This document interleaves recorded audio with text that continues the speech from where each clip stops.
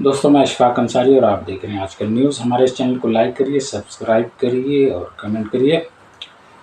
दोस्तों, इस वक्त सोशल मीडिया पर बहुत सारी गलत चीज़ें हो रही हैं।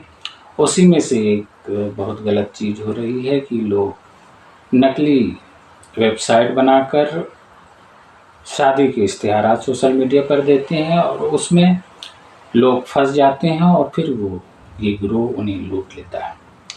दरअसल इसमें होता ये है कि ये लोग नकली वेबसाइट बनाते हैं, फिर उसमें जो है लड़के लड़कियों की तस्वीरें डालते हैं। उसमें जो लोग शादी करना चाहते हैं वो इस वेबसाइट पर सर्च करते हैं, फिर उनसे कांटेक्ट करते हैं। ज़्यादातर लड़के ही कांटेक्ट करते हैं, लड़कियां तो करती नहीं हैं शादी के लिए।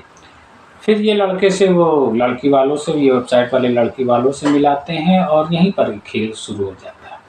दरअसल वो जिस लड़की को मिलाते हैं वो इंतहाई खूबसूरत लड़की को मिलाते हैं, तो लड़का देखते ही उस पर लट्टू हो जाता है और शादी करने के लिए तैयार हो जाता है।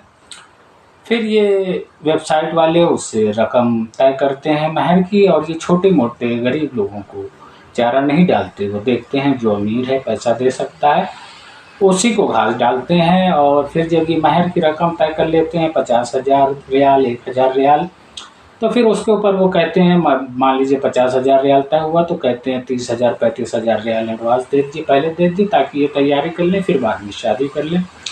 लड़का तो लड़की देख कर फिदा ही रहता है, वो सारी शर्तें मान लेता है और एडवांस दे देता है।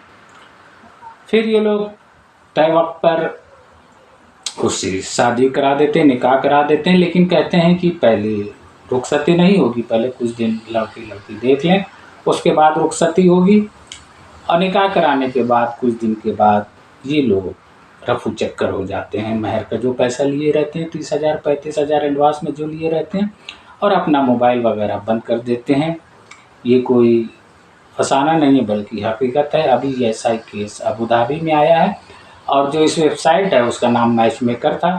ये तो एक वेबसाइट है, इसी तरह की बहुत सारी वेबसाइट हैं जो इस तरह का काम कर रही हैं। तो आप लोग मोहतात रहें इस बारे में, और ख़ासतर के गैर मुल्की मोहतात रहें। सऊदी अरेबिया, यूएई में बहुत सारे गैर मुल्की हैं जो अपना बिजनेस कर रहे हैं, बहुत ज़्यादा पैसे वाले हैं, तो वो इस सब झांसे में आ जाया करते हैं।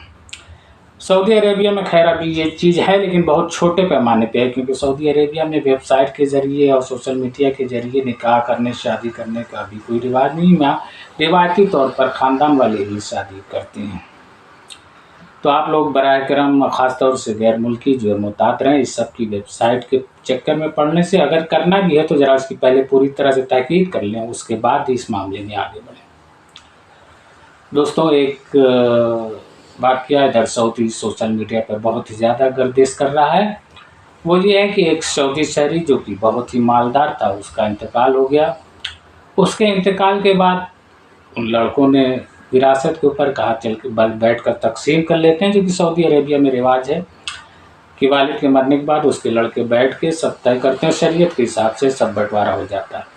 लेकिन उनके पैरों तले उसे ज़मीन उस वक्त खिसक गई जब पता चला कि उस शख्स ने अपनी सारी जायदाद सिर्फ़ और सिर्फ एक रिश्तेदार के नाम पर कर रखी थी, और उसकी जायदाद छोटी मोटी नहीं थी, 20 बिलियन रियाल के बराबर थी। ज़रा सोचिए, 20 बिलियन रुपये भी नहीं, 20 बिलियन रियाल के बाद कितनी ज़्यादा माल दौलत थी, और सारी की सारी उसने सिर्फ़ और सिर्फ अपने एक रिश्तेदार के नाम कर दी, जो कि शरीयत के रूल से बहुत ही गलत काम है।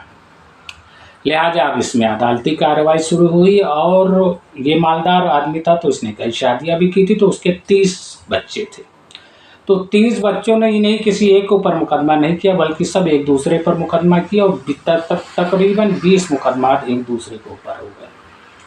ज़रा सोचिए, इतनी बड़ी दौलत जो कि उन बच्चों के काम आनी चाहिए थी, वही उनकी झगड़े की वजह बन गई, और सब एक दूसरे के एक तरह से खून के प्यासे हो गए।